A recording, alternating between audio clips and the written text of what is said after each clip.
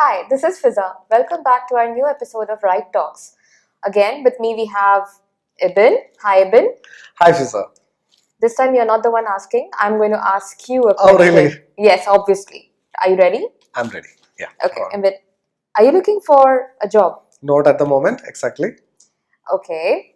Imagine you are looking for a job and you are one of the job seekers. Okay? Are you in Okay. it? Yes.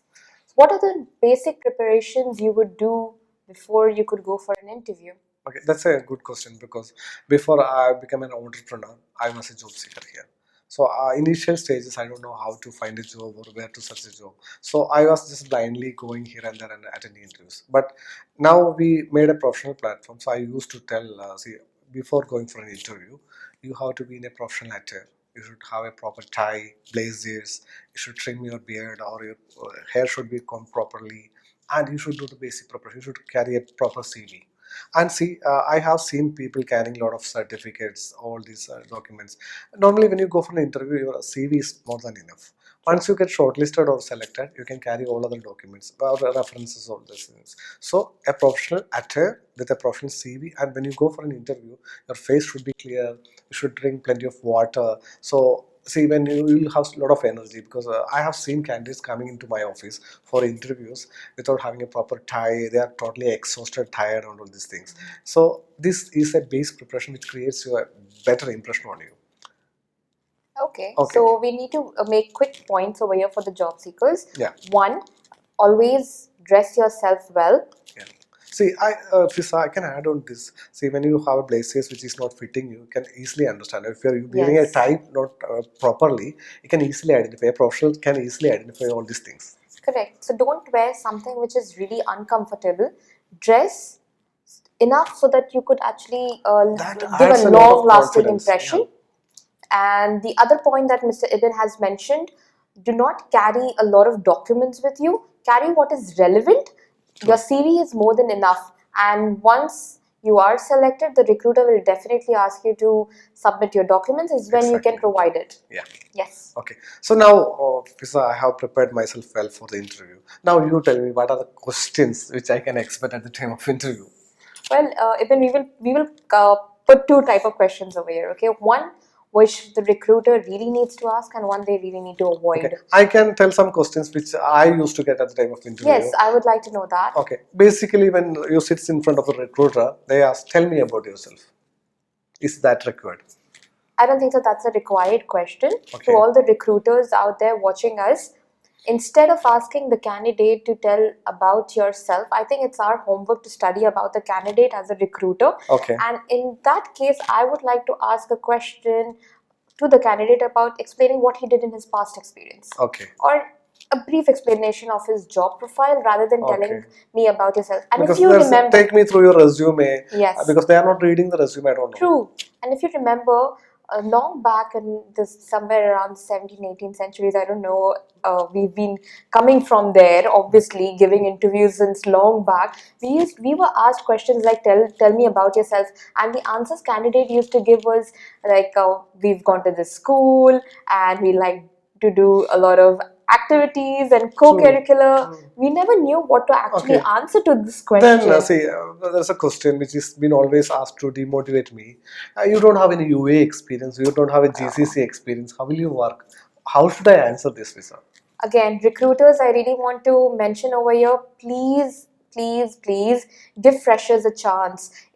If they do not have UAE experience, does not mean they have no experience at all. True. They do have the experience and they're really waiting for one opportunity so they can prove the potential. I believe, Visa, a fresher can work more effectively than an experienced person because True. an experienced person may be looking for salaries, but a fresher is looking for an opportunity. His mind is totally fresh. Correct. Right. And they can bring a lot of new blood to the organization. True. And plus, I if the completely recruiter, agree with you. Correct. And in our organizations, we definitely have these on-job trainings, which the HR can definitely provide to the potential candidate. Then there's no harm in it. Okay. And then Fiza, one more question which is always asked at the time of interview. How much salary you are expecting?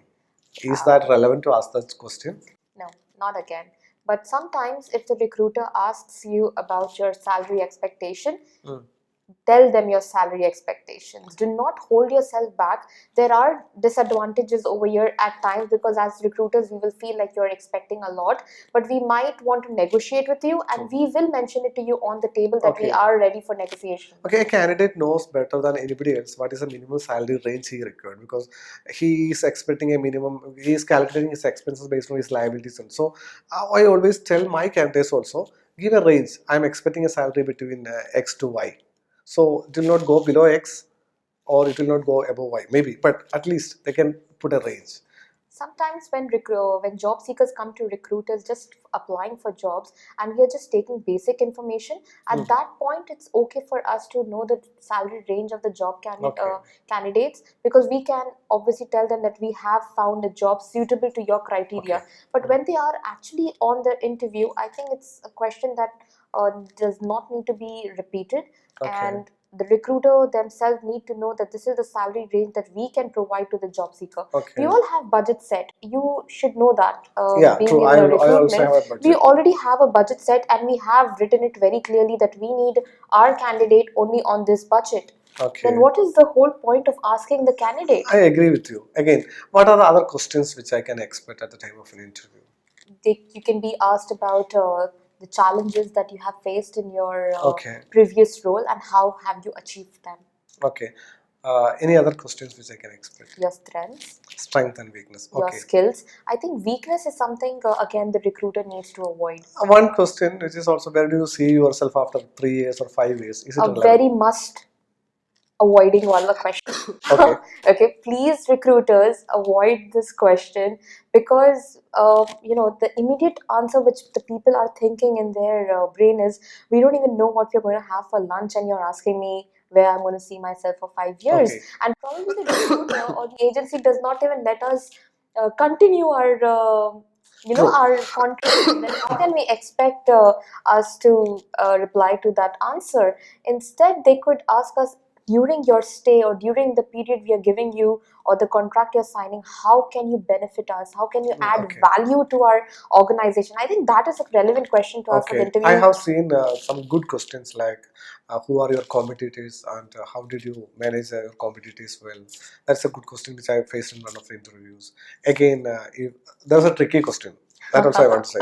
If I ask about you from your previous boss, what will he has to say?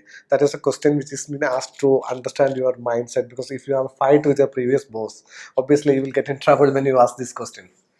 The interview questions that I have been asked, and I feel it's like important, or showed some interest, or handling role conflict when Okay. you're in a situation. How do you do that? And if I have any sort of if in a organization, if you're coming across any conflict or anger management Okay. issues, how do you face such situations? Because these are challenging situations which can actually show the potential of the candidate to Okay. face it. Okay. And apparently they should know how to work on the task that they have been assigned. Sometimes we are so personally drowning that we cannot focus on the work Okay. that we are doing. So asking situation questions are always beneficial. Okay, there is one more question which is asked to degrade your morality or maybe confidence. Like, you don't have a UA experience, how will you work here? So normally what I used to say, I used to do a proper planning, understand the country well, the Emirates, the places. So I used to say, even though I don't have UA experience, I have done proper market research, and I know what's happening here, and I have performed well in my home country also. I can perform the same here. This is the answer I used to give. It's a good and fair enough answer, but to job seekers who are coming here, this is really ridiculous. This question in is a way. actually asked. See, even you are called for an interview means they are interested in your profile. Correct. So when they ask this question, you should not let yourself down. Why are you calling people you don't want to work with? And just because they don't have UA experience, you shouldn't either let them down or don't give them a call because they are Okay. not meeting your criteria. But just like we said before, give them a chance. And freshers or job seekers who have just come down to UAE without UAE experience, do not let yourself be morally down. You hold good years of experience. What you could do is, you could, in the meantime, when you're looking for a job, you can sign up for some courses. You can Okay. sign up for some internship plans, and you can use that as a tool Okay. to So say that you have UAE true, that's good. experience. Yeah. So normally other questions which I expected, why should we select you? Why should we choose you? As a job seeker, if you ask me that question, I'll be like, because I need the job. Okay. That's something which is going on in my mind. Okay. Because if you ask me, why are you here? Why should I select you? It's because I need a job. Okay, there are so many candidates That's a also. very irrelevant See, question. when I was working previously, you used to change jobs frequently. So how can we trust if you are giving an opportunity to you? How long you will stick with the organization? What answer I should give? Job seekers, this question is very important because sometimes we have worked for an organization and we have moved to another organization and within a very short period of time, and then Okay. again move to another organization similarly again within a short period of time. You should always answer to your recruiter very diplomatically. Actually, you can answer it in a way that you were looking for better opportunities and you got that. First thing, just to Okay. keep it on a safe side. The second thing that you can tell them is not about the time period you have been working in an organization, but it is about the challenges you have faced and how you have overcome. Okay, so let's wind up this session about Dubai. We'll continue more sessions like this. Once again, we would like you to subscribe, like, and support us. Thank you. Thank you.